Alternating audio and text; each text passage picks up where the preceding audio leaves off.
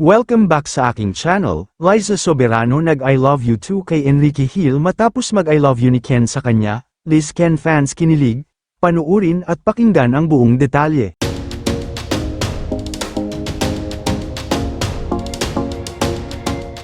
Mukhang may comeback love team nga ang kapamilya actor at actress at magkasintahan na Enrique Hill at Liza Soberano.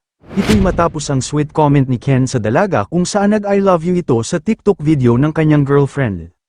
Kaya naman maraming Liz Ken ang kilig overload dahil sa sinabi ni Ken, kung saan muli na naman silang nabuhayan at muling umaasa na magtatambal pa someday ang dalawa. Dahil ito na ang matagal na hinihintay ng kanilang tagahanga, sa kabila ng bali-balita na mukhang matatagalan pa bago sila magsama ulit sa isang proyekto.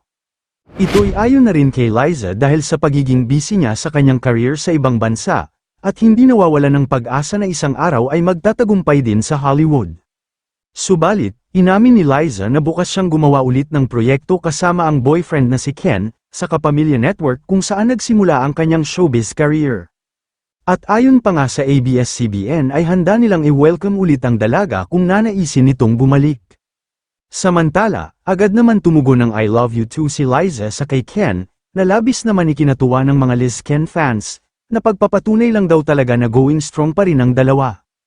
Ito'y sa kabila ng bali-balita na hiwalay na ang dalawa, kaya naman, mukhang tapos na talaga ang mga espekulasyon at tsismis patungkol sa walang katotohanan na hiwalay na si Liza at Ken, dahil ang totoo pala ay matatag pa rin ang kanilang relasyon, sa ngayon ay matatagalan pa bago sila magkasama ulit sa proyekto.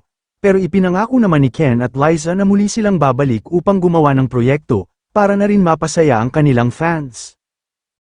Kayo mga ka-showbiz, anong masasabi nyo sa ating showbiz topic ngayon?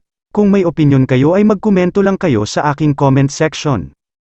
At syempre kung bago pa lang kayo sa aking channel ay mag-subscribe na kayo para lagi kayong updated sa mga showbiz trends na ina-upload ko. Maraming salamat po.